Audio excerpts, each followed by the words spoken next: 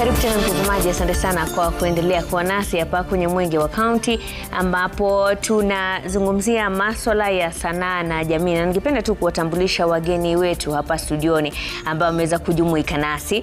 Nitaanza na pale juu, tuko na Kimiti Gitau ambaye ni msanii. Yeye ni mtayarishi wa kipindi cha Inspector Mwala hapa kwenye Citizen, kwenye runinga ya Citizen. Pia tuko naye Maina Ndambiri ambaye ni msanii. Amekuwepo katika vipindi mbalimbali ikiwemo Inspector Mwala. Pia tuko na Esther Gashuhi ambaye ni mwigizaji. Na pia kupitia mtandao tuko naye Timothy Kimani, msanii ambaye anafahamika zaidi kama Njugush. Asanteni sana kuungana nasi hii leo. Najua kuna mengi ambayo yametokea katika wiki moja iliyopita kuhusiana na sanaa. Maswali mengi yameibuka, kama sanaa inaweza kudhibitiwa, kama kuna watu ambao wanatumia sanaa kuweza kupitisha jumbe za kisiasa. Lakini tuanze na hili, sanaa ina umuhimu gani katika jamii? Tuanze na Kimiti. Asante sana kwa kunikaribisha hapa. Nikianza kwanza na kuongea kuhusu sanaa. Sanaa inalisha watu wengi. Sasa hivi nikizungumza kuhusu wasanii ambao nawajua, wengi wao ambao tumekutana nao, ni wengi ambao tumeweza kuongea nao, ni wale ambao utapata ya kwamba wameweza kusaidika kupitia sanaa. Mimi mwenyewe nimeweza kusaidika kupitia zile sanaa.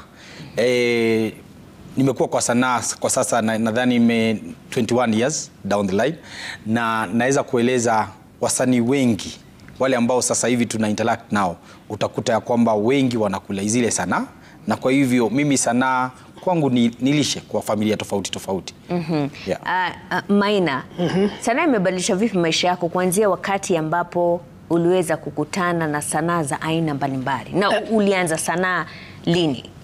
Sanaa, wacha niseme, nilianza mwaka wa 2002 na nilianza kikundi linaitwa Galaxy, ni ya kanisa. Nilipelekwa huko na kijana anaitwa Anthony Ndongo, ndiye amedirect Disco Matanga. Na imenikuza kwa sababu mali mimi nimegroia ni Jericho, na crime ilikuwa iko high sana. So kimaisha pia imenisaidia sana juu niliachana na crime nikiingililia sanaa. Na sanaa ndio inanilipia shule, watoto wangu, nyumba, ndio nakula mpaka mahali nimefika ni sanaa. Naam. Yes. Esther, wewe umekuwa kwa sanaa kwa muda gani? Na wakati ambapo ukianza ulikuwa na matarajio yapi kwenye sekta hii? Naam, shukran sana kwa kunikaribisha hapa. Mimi nimekuwa kwenye sanaa kwa muda wa miaka 7. Huu ni mwaka wangu wa 7 sasa katika sanaa. Na nilipoanza, bila shaka hakuna jambo ambalo nilikuwa najua. Nilikuwa tunatarajia ya kwamba sanaa, kama nilivyokuwa nikifunzwa pale shuleni, ni kioo cha jamii, na itanisaidia katika njia nyingi, iwepo kunipatia pesa. Hiyo ilikuwa muhimu sana. Pia kuweza kutangazia watu ama kuonyesha watu ya kwamba niko na talanta ambayo inaweza tumika pale nje. So nilipokuwa nikiingia, nilikuwa na matumaini yaliyokuwa juu sana, na bila shaka kuna ambayo nimeweza kutimiza. Na bila shaka nadhani kila mmoja wenu, hata mimi mwenyewe, sanaa tulikumbana nayo tukiwa shule. Maudhui ya wakati huo, the topics ambazo zilikuwa zinaangaziwa kwenye, kama ilikuwa ni mashairi, kama ilikuwa kwenye nyimbo zile ambazo tulikuwa tunazionyesha kwenye ukumbi ama tamasha za muziki, kama ilikuwa ni michezo ya kuigiza, hayo maudhui yamebadilika. Kimiti, wakati huo na sasa hivi watoto hadi sasa. Sisi sema yamebadilika kwa njia ambao ni kubwa sana, kwa sababu ukiangalia kuanzia kwa kanisa, wengi wetu tulianza kanisani. Naam. Palikuwa na nia. Kwa kila mchezo ambao mlikuwa mnaenda kuigiza, lazima kuna nia ya tunaenda kuigiza kwa nini. Haswa tunaenda kupatiana ujumbe upi ambao tunataka ufikie watu. Na ukiingia shuleni pia tulikuwa tunajua ya kwamba ile ambayo itashinda utakuta ni kama wakati tulikuwa tunafanya narrations, ilikuwa sana unazungumzia kitu ambayo ina happen sasa hivyo. Utakuta kwamba kama watu wanakunywa sana, sasa hiyo mtazungumzia kukunywa sana. Kama watu wanaenda dance sana, mtazungumzia dance sana. Na utakuta ya kwamba wale ambao walikuwa wanashinda ni wale ambao wanaongea vitu relevant, zile ambazo audience ina relate nayo. Kwa sababu ukiongea kitu ambayo imepitwa na wakati, utakuta ya kwamba watu umewapoteza. Lakini ukiongea kitu ambao sasa hivi, kitu ambao mnapitia sasa hivyo, utakuta ya kwamba ina relate na watu wengi, na wanataka kuhusiana na nyinyi, kuwauliza mlikujaje na hii script, mliwezaje kuiandika. Unakuta kwamba the best actor alikuwa ni yule ambaye ataweza kuzungumza. Ukikumbuka hata wakati wale waigizaji wale wa kina Ridiculous, atazungumza kama rais na hiyo kitu itafanya kila mtu atataka kutazama. So kwa hivyo zile maudhui ambazo, the topics ambazo tulikuwa tunaenda kutafuta hazijabadilika sana, tuko tu pale pale. Naam.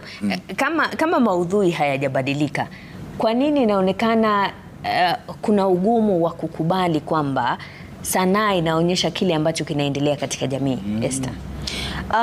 Bila shaka maudhui hayajabadilika, na sana sana hii inafanyika kwa kuwa wakati yule tulipokuwa tunafunzwa pale shuleni, tulikuwa tunaambiwa kwamba sanaa itasaidia wengine kujua. Wewe kama unataka kupitisha ujumbe wote kwa mtu tofauti, unaweza pitisha kwa njia ya sanaa. Sanaa ilikuwa mojawapo ya njia hizo. Na kufikia sasa nadhani bado haijabadilika, lakini tumefika mahali sasa tukakuwa tunataka kuingiza mambo mengine katika sanaa ambayo hayawezi oana na sanaa hata tukipenda. Tukileta mambo za huko nje tunataka kuziingia katika sanaa, zitakataa. Na ndio maana unaona sasa kumekuwa na mkwaruzano, manake watu wengi kama wasanii, mimi kama msanii ukinipatia role uniambie nifanye role ya labda mama mbaya, nitaipiga vizuri sana, lakini haimaanishi mimi ni huyo mama mbaya. Nikifanya ya mlevi haimaanishi mimi ni mlevi. Lakini watu wengi sasa watu sitasema wengi, manake nimeona ni watu kadhaa sasa wameanza kupingana na mambo hayo. Ukifanya hiyo karakta yako ya mlevi, watakubandika mlevi. Lakini huo ni usanii, si wewe ulivyo. Kwa hivyo tukiondoa hayo mambo ya kutaka kukwaruzana sana na sanaa na kuingiza mambo ambayo hayako kwenye sanaa, mambo yote yatakuwa shwari. Maina, baadhi ya tamthilia ambazo ninaona mkiigiza haswa kwenye mitandao zinahusiana na serikali, ama mnajaribu kutoa mfano wa kwamba huenda serikali inafanya kazi namna hii. Na tumeona kama Kimiti alivyotaja, Ridiculous ilipokuwepo ilikuwa inafurahisha na kulikuwa hakuna mkwaruzano wote. Kwa nini sasa hivi inaonekana kuna ugumu wa watu kukubali kwamba hii ni sanaa na ni kioo cha jamii? Kwanza lazima tukubali change lazima ikue kwa kila kitu unafanya kwa maisha. Sanaa ni hii maisha tunaishi, lakini exaggerated kidogo ndio iweze kuentertain watu. Huyu mtu anakatana na hii mambo anafanya, anafaa kujua yeye kwanza kitu anafanya si mzuri. Na kama kelelezo cha jamii, kama huyo mkubwa ama mwanasheria ama mwanasiasa, kitu anafanya anafaa kujua yeye kwanza ni role model. So akifanya kitu kibaya, mimi nitakuja nichukue, nitaitengeneza. Alafu pia wanafaa waelewe wakati ule wa kitambo hatukuanga na mtandao. So kama unafanya maovu yalikuwa na bakingi pale chini. So mimi nikikuja naona kuna mtandao, nitaitoa pale. Na hatufanyi hivyo ati kuoneshana mtu ni mbaya. Tunaoneshana kuelimishana. Juu you learn from something. Tuko naye Timothy Kimani maarufu Njugush kupitia mtandao. Njugush, asante sana kwa kuungana nasi. Labda unaweza kutuambia wewe sanaa ilianzia wapi? Manake wengi wanafurahishwa tu na zile tamthilia ambazo unazozifanya fupi fupi, lakini zinagusia maisha ya kawaida. Ulianza kivipi na ni kipi ambacho kilikupa msukumo kwenye sanaa? Tuseme pengine ni kitu ambacho nasikia kiko ndani yako. Nilianza nikiwa Sunday school sanaa pole pole, nikakuja high school, college, hapo ndipo niliingia katika Kenya National Drama Festival ambazo sasa hivi zimetifua kivumbi, lakini sio sasa hivi, manake hata hapo mwanzo nakumbuka wakati National zilikuwa Mombasa kulikuwa pia na kivumbi kama hicho, na imekuwa ni safari. Lakini kile ambacho ningesema ni kwamba sababu ya mtu kusikia kwamba pengine maudhui ambayo yanazungumziwa pengine yanamlenga mtu fulani, ni kwa sababu hivyo ndivyo ilivyo. Sanaa hiyo ndiyo kazi ya sanaa. Sanaa ni kioo cha jamii. So wakati tunasema tunaongelelea mambo, watoto wanahusishwa na mambo ambayo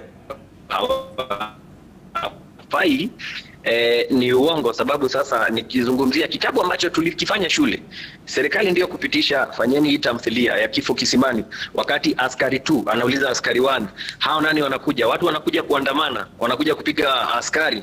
Askari 2 anauliza hawa ni nani? Askari 1 anamjibu ni bibi yako anakuja kuimbia nyimbo za mapenzi. Hiyo tamthilia ungeilinganisha na maandamano wakati ilikuwa. Sasa ni kusema tunaigiza maandamano? Hapana, hivyo ndio sanaa ilivyo na ni kioo cha jamii. Kiatu kikikutosha unakivaa. So kutoka mwanzo, na kumekuwa na maudhui mengi kutoka mwanzo, hata tukiwa Sunday school una act kama mlevi, babako ni mlevi, sababu hivyo ndio tunaona. Wazazi hapo wanasema kwa nini watoto wanakosa adabu, wana act kama baba zao wakiwa walevi. Kama baba ni mlevi, tunamuonyesha jinsi ambavyo ulevi unaathiri jamii. So sanaa ni kioo cha jamii, and kimaudhui huwa una act kile kiko, sio auendagi kutafuta kile kiko, ndicho ambacho tuna. So I think kwangu hiyo ndio imekuwa safari.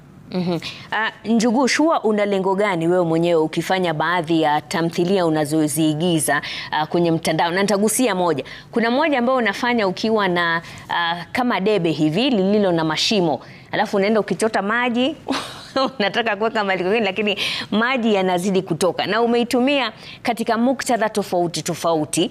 Labda unaweza kutueleza huwa nia yako ni gani unapoandaa tamthilia kama hizi? Asante. Nia I think ni kuweza kufikirisha watazamaji yale ambayo yanaendelea. Kwa mfano umepatiana debe ambalo zimetoboka, niko pale mtoni, inaweza kutumika kwa Arsenali, wanachota wachoti kitu. Sasa Arsenali itasema tumekosa adabu, tuache kufanya hivyo. Ni kioo tu, ni kitu ambacho natumia kuashiria bila kusema tu Arsenali wanaingiaga kwa nini na hawashindi.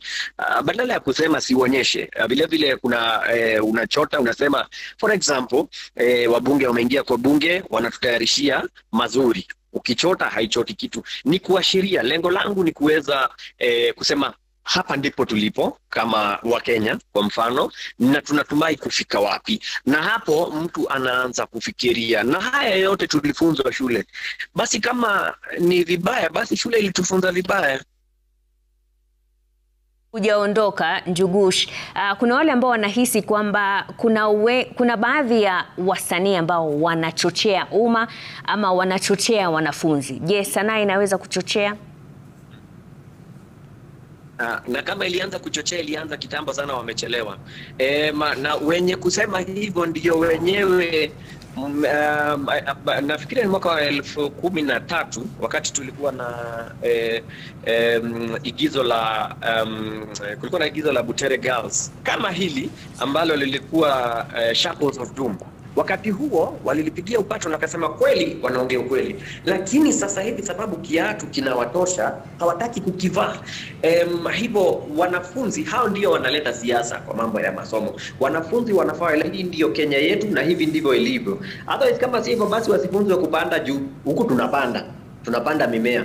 So kwa nini tunafanya agriculture? Sababu ni kitu ambacho tunafanya CRE, tunafanya Islamic religion. Kwa nini? Sababu hivyo ndivyo tulivyo. So ikifika pia mambo ya uongozi na watoto wanaona. That's why hata kwa kanisa, tukienda kwa kanisa, watoto wanafanya mashairi ya mama weka simu kando, baba weka simu kando. Sababu simu imeingia kwa nyumba, inaanza kutawala. Kwa nini hapo haisemekani wanakosa adabu? Na niko na shida na wale viongozi wanasema wazazi hawafanyi kazi yao.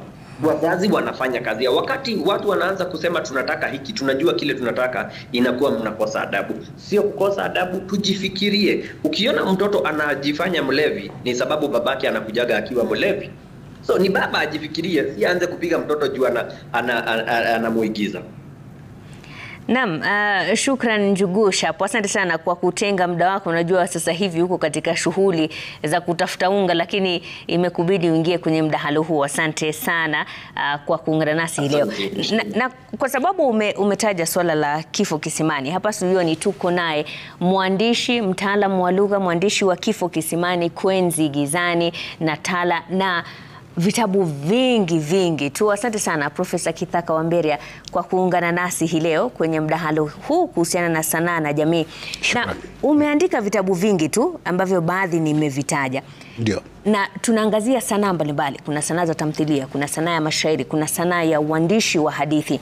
Labda unaweza kutueleza ni nini wewe haswa kilikuvutia katika sanaa ya uandishi?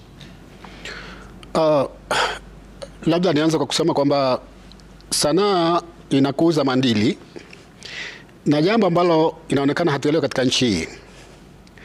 Jamii inadhibitiwa na maadili zaidi kuliko na sheria.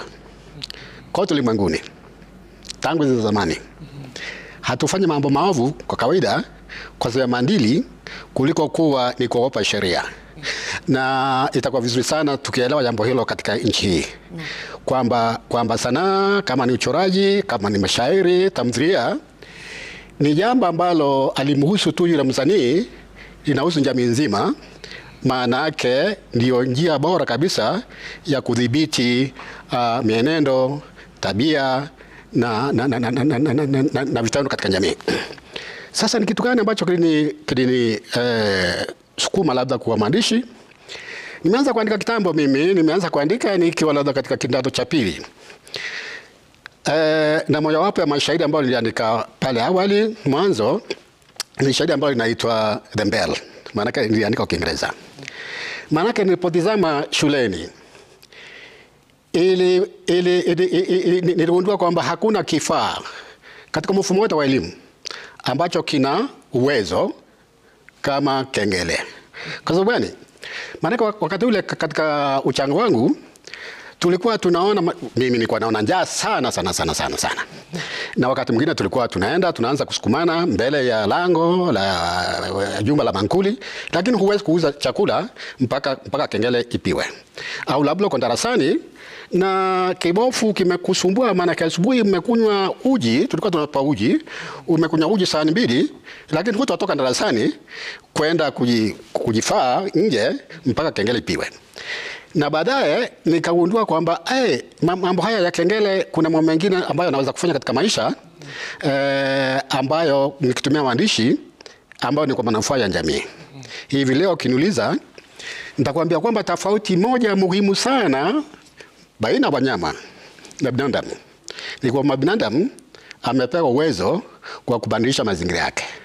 Siku zote mimi natoa mifano ya nyumbu wale wa Masai Mara. Maskini wameliwa miaka mingapi, karne ngapi, wanaliwa na mamba, lakini hawana uwezo wa kujenga daraja, hawana uwezo wa kukabiliana na wale mamba. Sasa mashirima, wewe na mimi, ikiwa tunaona mambo ambayo yanafanya maisha yetu kuwa magumu na hatufanye chochote, kwa hakika tumejiteremsha katika kile kiwango cha wale nyumbu, pundamilia na kadhalika. Kwa hivyo hatuna budi kujiuliza, je, huu uwezo ambao ninao naweza kutumia vipi kuboresha jamii? Kama tunasumbuliwa na mbu, kama tunapata malaria, maana tunaondoa yale taka yale, tunayaondoa, tunajua hii tatizo la mbu tumelimaliza. Ikiwa kuna mahala ambapo watu wazima wanaanguka na kufa maji, tunajenga daraja. Sasa mbona haya mambo mengine maana nasikia tayari nimesikia mkitaja siasa. Ni wapi mpaka wa maisha na siasa? Maisha manake yanaathiriwa na siasa. Nawaambia watu, hata mara nyingine ukiona watu wakipigana nyumbani, mke na mume, ni siasa.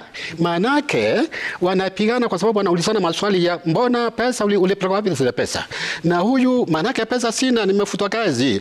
Ile kampuni imefungwa vipi? Manake uchumi haufanyi vizuri sana. Uchumi ni mbaya. Ni mbaya namna gani? Kwa sababu kuna ufisadi. Kuna ufisadi kwa sababu kwa sababu wale ambao wanasimamia mkakati ya kusimamia jamii hawajibiki.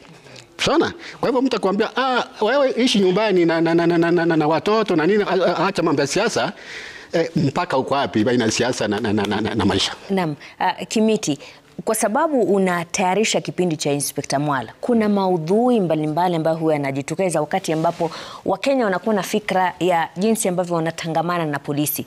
Kuna masuala ya hongo, kuna masuala ya usimamizi wa sheria, kuna masuala ya wizi, kuna masuala mengi tu. Je, kuna mipaka kama anavyosema profesa, kuna mipaka ambapo mnasema sasa hii hapa hatuwezi kugusa, hii ni kali? Nashukuru sana kwanza kumuona profesa, kwa sababu nimeigiza vitabu zake sana. Mimi wakati tulikuwa pale Setbooks nimezicheza sana. Nilikuwa mtemi Bokono.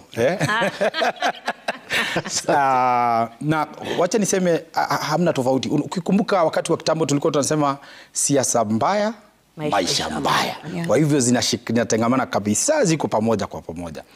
Kwa Inspector Mwala, sisi weza kuandika ama wakati tumekuja pamoja, sisi weza kuenda kuangalia ni yepi ambayo yamejiri. Ukiangalia sisi weza kuingia katika social media zake the DCI, tunachukua zile stories ambazo ziko pale, na pia marafiki zetu, kile kitu ambacho ina happen kwa jamii. Ukiingia kama mtaani, ni nini exactly ina happen? Hizo stories ndio tunakuja kuchukua na tunaendelea kuzitengeneza ili kuweza kuonyesha ni yepi ambayo yanatendeka. Ukikuja mjini pia tunaangalia. Tunaweza kujua kwamba kama vile umekuwa na hii story ya Super Metro.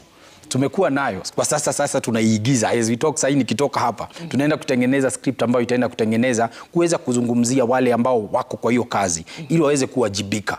Tusipowaonyesha vile wanafaa kuwajibika, then wataanza kukuwa na uhasama kati ya askari na makanga, driver, unaona. So tunataka wakiweza kujionea, waweze kujua kwamba kumbe tunaweza patana na tunaweza kuwa marafiki na tunaweza ondokea hizi vurugu zote zimekuwa, na tunaweza kuwa watu ambao wanaishi kwa njia ambayo inayofaa. Esther, katika zile tamthilia unazoigiza, huwa kuna mwanzo, kuna ile body na pia kuna mwisho ambao huwa una mafunzo fulani. Je, kuna tamthilia yote ambayo umeigiza ambayo haijakuwa na funzo? Mimi tamthilia ambazo nimeigiza zote zimekuwa na funzo. Na tamthilia tu hata si mambo na funzo peke yake. Manake wakati mwingi unapata mnajaribu kutengeneza mchezo wa kuigiza kutoka tamthilia. Na mnapojaribu kutafuta hivyo, mnaifuata jinsi ilivyo kuanzia mwanzo hadi mwisho. Sana sana hizi ambazo tunapeleka katika shule za high school na sasa kuna hadi za primary schools. Kwa hivyo mara mingi tumekuwa hata na tamthilia zingine ambazo zimekuwa na maudhui makali sana, hata kuliko mambo ambayo sasa yako hewani sana. Na sijasikia shida yoyote na hayo mambo yote. Sasa nashangaa, tulikuwa na tamthilia ilikuwa inaitwa Mstahiki Meya. Mstahiki Meya nilikuwa mfanyikazi, na kazi ya mfanyikazi ilikuwa kwenda kuteta kwa kiongozi ambaye alikuwa ameshika usukani wakati huo. Na hakukuwa na jambo lolote ambalo lilileta shida ama kukakuwa na tashwishi yoyote na huo mchezo ama na hiyo tamthilia. Na sasa unapoona mambo yameanza kuingia na yameanza kukwaruza sanaa, unashangaa. Manake mimi najua ya kuwa nikiona tamthilia kama hiyo nitajaribu kuirelate, nitajaribu kuweka maisha yangu hapo, nijue inanieleza nini ama inaniambia nini. Kama kuna jambo ambalo nafaa kubadilisha, nitabadilisha bila shaka. Kama kuna jambo ambalo linazungumza kuhusu mwenzangu, bila shaka nitamwambia hapa kidogo unataja unafaa ubadilishe. Na hakuna tamthilia ambayo inataja mtu directly, hapana. Kwa hivyo sasa labda nafikiri kujishuku kwetu ndiko kunafanya tuanze kuleta siasa katika tamthilia. Kujishuku na mambo yetu. Na nimefika mahali nikajiuliza, je, tungekuwa tunafanya haya mambo yote kwa kusifu waliopo katika serikali zetu, kungekuwa na shida yote? Mbona sasa shida? Inafaa tu tighten bolts kidogo katika maisha yetu, ndio tamthilia isiongee kutuhusu, na hakuna mtu yeyote ambaye tamthilia inataja. Naam. Maina, Yes. Kwa wale ambao wanahisi kuna sanaa zinazochochea, nani kama sanaa inaweza kuchochea? Kwanza nakushukuru Profesa kukutana naye. Pia mimi nimecheza kwa tamthilia yake moja, Kifo Kisimani, nilikuwa nacheza Zigu. Kwanza uchochezi sidhani upo, kwa sababu hizo vitabu zenyewe serikali inakuanga na watu wa kuidhinisha, kupitisha ndio ziletwe kwenye shule. Na kama ilikuwa mbaya wangeikubali kuje. Unaona? So kuileta alafu mkuje tena mnaikataa, si vyema. Vitabu vyote kwanza kama hiyo Kifo Kisimani, A Man of the People, zote zimeongelea uongozi mbaya. Na lazima tuko prepared sana, kwa sababu kitu yote unafanya inaoneshana vitendo vyako, maneno yako, vile unazungumza. Sidhani kuna kitu yote mbaya ya kuchochea katika hizi vitabu. Ni wewe, mienendo yako inafaa kuwa inatuonesha tabia zako. Vile Njugusha amesema, Mtoto akiona baba akiwa mlevi, utampata hapo nje. Kuna wakati nikiwa mdogo, babangu alikuwa anavuta sigara. Mama yetu alitupata tukifanya hivi, tunafanya hivi, na ni karatasi tumekunja. Alituchapa kwa sababu ya nini? Anaona tunafanya vibaya. Mtoto akikosewa hauliwi, anarekebishwa. Na kama serikali iliona kama hiyo mambo ya Butere Girls, iliona watoto wamekosea, wangekaa chini na walimu na wanafunzi, waeleze, waambie hapa sio njia mzuri mnaenda na msifanye hii. Lakini kwenda kuwapiga isaidii. Naam. Naam, bila shaka tunataka kupumzika kidogo. Mtazamaji, nilikuwa nimekuuliza, je, sanaa inaweza kudhibitiwa? Je, sanaa inaweza kudhibitiwa? Nambari ya rafa ni 22422 ya kupitia mtandao wa kijamii ukitumia alama ya reli Mwenge wa County. Lakini kabla ya kwenda mapumzikoni, ningependa tuweze kuangazia jinsi hali ilivyo na wenyeji wa Meru wanasemaje kuhusiana na mchango wa sanaa katika jamii ya Wameru. Naam, kama kweli usanii na sanaa basi ni jambo ambalo limekuwa katika wiki iliyopita basi limechukua katika ulingo mkubwa hapa katika taifa la Kenya, na hapa kaunti ya Meru basi inao baadhi ambao ni wasanii katika sekta ya uigizaji, sekta ya uimbaji na sekta zote za usanii na sanaa hapa kaunti ya Meru, ambao ningependa tuangazia swala nzima la usanii na ile tunasema kwamba sanaa ni kioo cha jamii. Tunapozungumzia kwamba usanii, kwako unahisi kwamba ni swala ambalo linachukua ile kwamba ni kioo cha jamii? Kwanza, ni majina yangu najulikana kama Supu, na ni mwigizaji ambaye anafanya zanaa zake kwa mambo ambayo ilikuwa kitamaduni kwetu kwa Meru. Lakini nikiangalia mwenyewe aswa kwa mambo ya uigizaji, hakuna mahali ambapo naweza sema tumefika aswa hata kama nchi yetu ya Kenya kulingana na mikakati ama kuna vile mtu anakuwa kwake akona lengo fulani. Hatujaweza kufika hapo kabisa. Tukiangazia sana sana mahali kuko na ulu wa mambo yetu ya uigizaji, hatuna hiyo kabisa, kwa sababu ya sisi wasanii kujitolea ama watu ambao wote wanajitoa, unajipata wewe mwenyewe uko kwa ile auko kwa kiwango kingine ambayo mwenyewe ungeweza unajitambuliza kama msanii. Wasanii tumekuwa kipaumbele kwa kuangazia mambo mengi kwa jamii, na iwepo ni mapenzi, maovu ya serikali, bila woga. Ni kweli kwa sasa information inaweza fika, ujumbe unaweza fika na ufikishwe, lakini nafasi ya kufikisha ule ujumbe, terrain, infrastructure iko mbaya sana.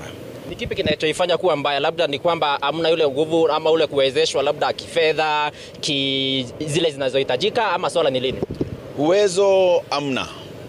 Uwekezaji kwa sanaa, kwa viongozi, kwa serikali hamna. Yale tu ambayo tutangaziwa yameandikwa kwa vitabu na hayatimizwi na mtu yote. Kwa hivyo hapa kuna a lot of pretense. Watu wana pretend wana care, yet they don't care. Kiangazia masuala ambayo yanaendelea kwa sasa, tumeona kilichotendeka pale shule ya wasichana ya Butere. Je, unahisi kwamba kuna uhuru wa yale ambayo mnayofanya? Uhuru hakuna kabisa. Kwanza mimi naitwa Somi, mimi ni producer. Kazi yangu ni hiyo ya kupika wimbo. Msanii akikuja kwangu na mtengenezea ili iweze kupepea ama kuenda katika mainstream. Wacha niseme ni very unfortunate kwa mambo ilikuwa ina happen pia kule Butere. Hii yote inaonesha what is happening everywhere. Hiyo ni just an iceberg tu, yani iko hivyo kila mahali. Kwanza usanii umetupiliwa mbali, yani upewi ile usanii inapaswa kuwa ni kama industry kama ile nyingine. Ukienda katika ulimwengu duniani, kuna ile industry ambayo unaona tu hii country ama hii inchi wamebobea sana kwa usanii na wanakuanga wamesupportiwa sana na the government. Acha niende hata hapa kama jirani wetu TZ wanasupportiwa vizuri na government kwa kila sekta. Talent ziko, wasanii wako, mistari iko, lakini hiyo ground ya kumpatia nafasi hiyo ya kuweza kufika mahali pale ndiyo hakuna. Ukienda ground pale wako wengi sana, lakini wale wanafika katika studioni zetu they are very few. Alafu sasa kupeleka ule mziki mbali pia ni kazi pia. Naam. Yeah. Shukrani sana. Lipi lifanyike? Serikali lazima step up, lazima pia wasanii pia wa step up, na community at large lazima step up kuhakikisha kwamba sanaa imechukua nafasi yake katika jamii. Manake sanaa ni kama kioo cha jamii, ya kuangazia mahali ambapo mambo hayaendi vizuri na pia kusifu ambapo mambo yanaenda vizuri. Kwa hivyo lazima society yote step up ndio sanaa ya Meru iweze kung'aa na si wote tuweze kusonga mbele. John, nikupe nafasi uweze kuzungumza lugha ya changanya lugha kwa kifupi tu. Lipi lifanyike? Kitu yenye naweza advise the county government and the government of Kenya ni wa come through wa support sana juu ukiangalia vitu mingi kama pesa, msanii bila pesa, without money sifikiri kama wataweza fika juu. Sometimes unapata mtu akona content mzuri, akona yani kitu ya kupresent pia kama msanii, alafu unapata sasa hiyo kitu akona uoga ya kupresent juu kitu ya kwanza hakuna resources, hakuna pesa. So for me inaweza advise the government come through, tafadhali msupport sana ya Meru, especially hapa kwa the current government ya His Excellency Governor Mutuma Ntwendike, tafadhali come through. Tunajua tumekuwa orphans for 2.5 years, tafadhali come through for us. Thank you. Shukrani. Tuweze kumalizia pia na naona kweli umeweza kujipamba. Labda hii ni hali yako ya kuigiza, na unapoigiza hivi labda unahisi kwamba ule ujumbe wako ambao unaigiza unafika kwenye jamii?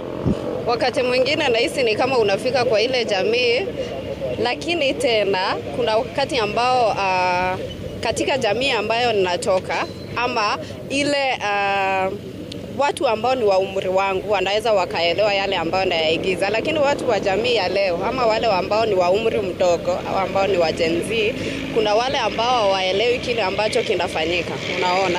Lakini wale watu wa miaka iliyopita wanaelewa, kwa sababu sisi tunafanya usanii tukirejelea kule kijijini kwetu na mambo ambayo yalikuwa yanafanyika kitambo na kule kijijini. Kwa hivyo wale ambao ni wa mjini hawawezi wakaelewa yale ambayo yanafanyika. Ama kweli kama ulivyosikia, basi hizo ni sauti za wasanii na sanaa katika kaunti ya Meru kiangazia swala nzima la usanii kama kioo cha jamii, na kweli ni jambo ambalo wanahisi kwamba linafaa kuwa linaangaziwa kwa uzaidi na kupewa kipaumbele kuhakikisha kwamba linaangazia yale maovu ama yale mema katika jamii, kuyatunza yale mema na kuweza kuyakemea yale maovu kwenye jamii. Kutoka hapa kaunti ya Meru sina ziada. Kwako studio, jina langu ni Gregory Mureithi.